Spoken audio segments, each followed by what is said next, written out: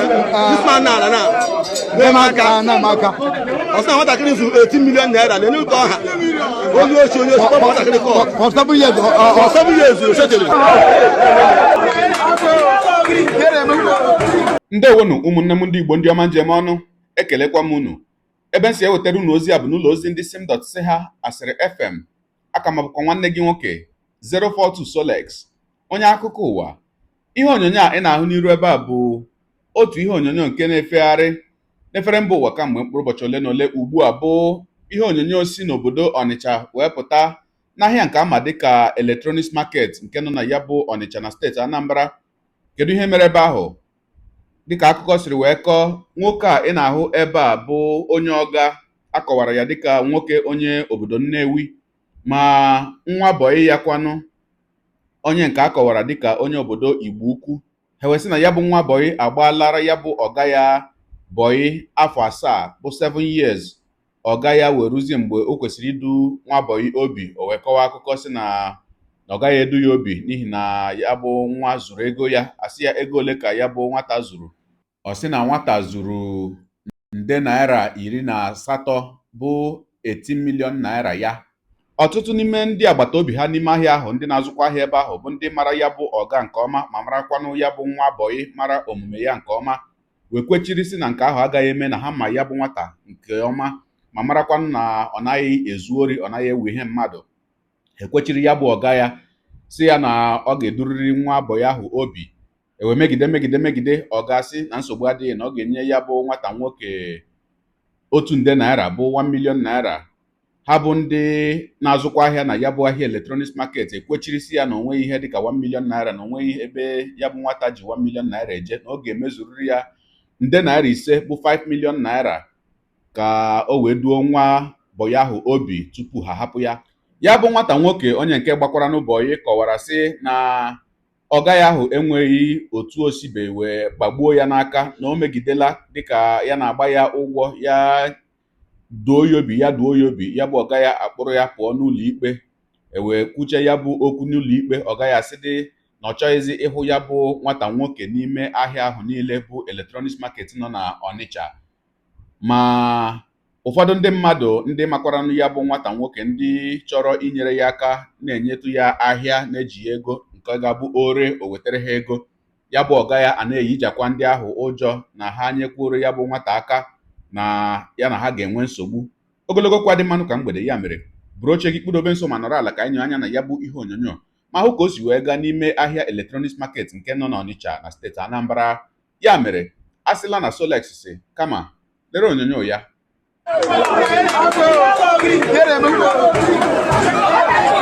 I wetago 1 million mana ndị mmadụ dị na 1 million mpempe na 5 million ka ọ ya enye. 1 million mpempe ebu na 5 million ka ọ ya enye. Ọ na-enye 5 million na ha egbu tata Electronics Market. Ndị mmadụ ka egbu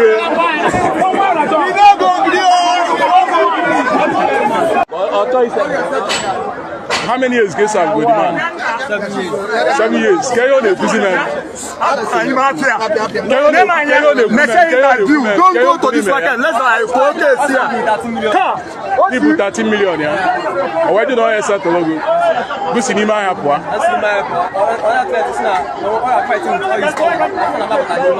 Never tell me, so man, after go Omega accuse news with 13 million, this cinema, I have one. But I'm going to kiss you, so I can't after you talk about wage cost,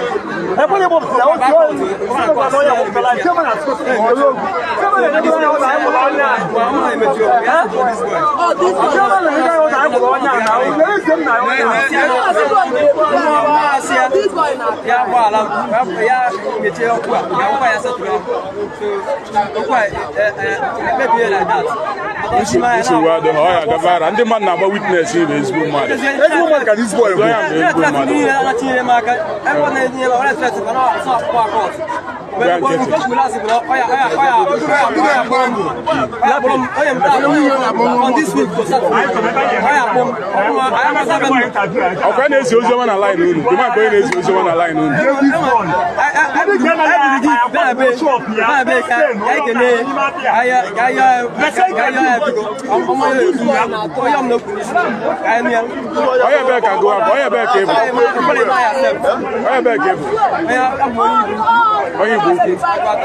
ndị Igbo ukwu hikwu nne n'ime ahịa ndị Igbo ukwu nne n'ime ahịa ọfụma ọ ya setụ nye nwa mbụ onye na-ewu ọkụ ya mba ndị Igbo ukwu hi nne ọ ndị Igbo ukwu nwe electronics market ọ ya setụ ogo wee nụ nwayọ ndị mmadụ ndị Oga na-achọ isetụ nwa bụ ihe ọ bụ ịtachara afọ ọ chọghị isetụ this man in line now very wicked somebody o were chọọchị kpuchi ihu nke na because many people can nke na ọ na-eme ihe chọọchị nke a n'ala this man n'ala na-aka ọ sị na nwatakịrị zuru 18 million naira na enye ụtọ ọha onye ochi kpọpụ nwatakịrị kọọ for 7 years for 7 years o chetiri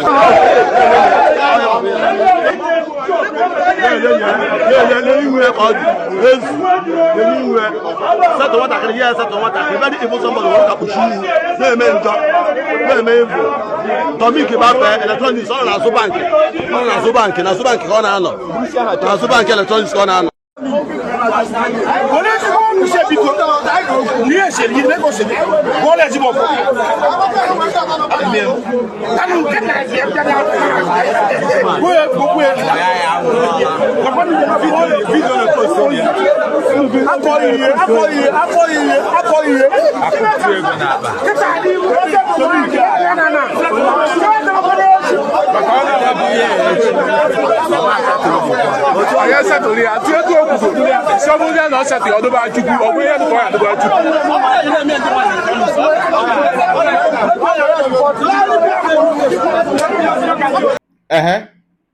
ọkwa ikirichala ya bụ ihe onyonyo na mbụ ana m asị ha bụ ndị na-azụ ahịa n'ime ahịa electronics market Ọnịcha. Ana m asị unu daalụ n'ọlụ bụ ndị niile tinyere ọnụ n'okwu a ma kwechiri ya bụ onye ọga dịka unu si nụnụ ma nwata nwoke ahụ ọfụma na ọ bụghị onye na-ewe ihe mmadụ.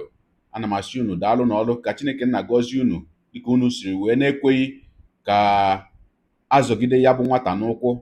Mgbe na-asịkwanụ onye ọbụla bụ onye ọga gị bụ onye ọga o wee bụrụ na ihe na-atọ gị ụtọ bụ na nwata dowe afọ nke mbụ, afọ nke abụọ, afọ nke atọ, afọ nke anọ, ị chọghị ịgwa ya na ị gaghị edu ya obi, ịgbachi ya nkịtị. Ọ bụrụgodị nnọọ na o zuru ego gị, ịchọpụtaghị ya n'afọ nke mbụ, ịchọpụtaghị ya n'afọ nke abụọ, ịchọpụtaghị ya n'afọ nke atọ, afọ nke anọ ịchọpụtaghị ya, afọ nke ise na afọ nke isii ịchọpụtaghị ya, o wee ruzie n'afọ nke asaa ahụ ị kwesịrị idu ya obi wee kọwazikwa o ji wee zuo ego gị, o ji wee zuo 18 million ka o zuru 18 million ahụ otu ugbo.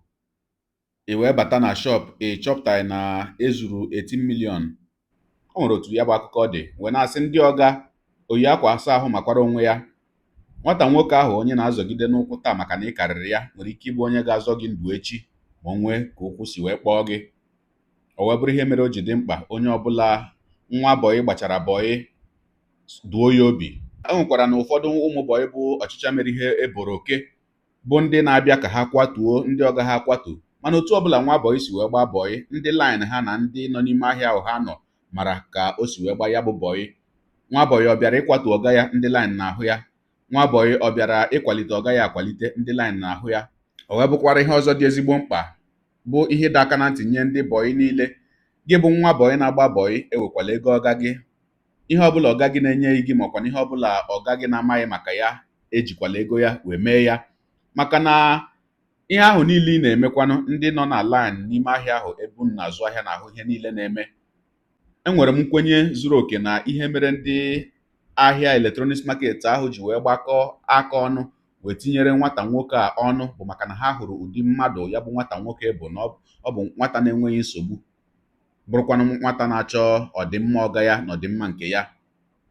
O wee bụrụ ihe dị ezigbo mkpa na onye ọbụla na-agba bọyị ị ga-eṅomi omume dị otu ahụ na akparamagwa dị otu ahụ. Ọ dị mma na-etufughị oge ihe onyonyo ọzọ ngachakwa ka anyị nyere anya na ya bụ ihe onyonyo ọzọ sikwa na steeti Anambra wee pụta, bụ ihe onyonyo na-egosi ihe gbasara ndị ọrụ nchekwa Udogachi nke aka na-achị ya bụ steeti Anambra bụ Prọfesọ Charles Chukwuma Soludo wepụtara. Ya bụ ihe onyonyo na-egosi otu ụlọ, ya bụ ụlọ dị ka ụlọ ndị gọọmenti. Ọ na-egosi na ọ bụ ụlọ mmadụ rụrụ onwe ya. O wee bụrụ ebe a kọwara dịka ebe ha bụ ndị ọrụ Udogachi jiri wee mere ụlọ mkpọrọ ebe ha na-awụsa ndị mmadụ ndị ha jidere. Nwanne anyị nwoke onye zipụtara ya bụ ihe onyonyo bụ Maazị Harrison Gwamnishu wee na-ajụzisi ndị ọrụ nchekwa udo ga-achị ha nwere ikikere inwe ụlọ mkpọrọ ebe ha na-awụsa mmadụ, ka o kwesịrị ịbụ onye ọbụla ha jidere ha nyefee onye ahụ n'aka ndị ọrụ uwe ojii ka ndị ọrụ uwe ojii rụwazie ihe dị na ya n'ịkpụrụ ya gawa ụlọ ikpe?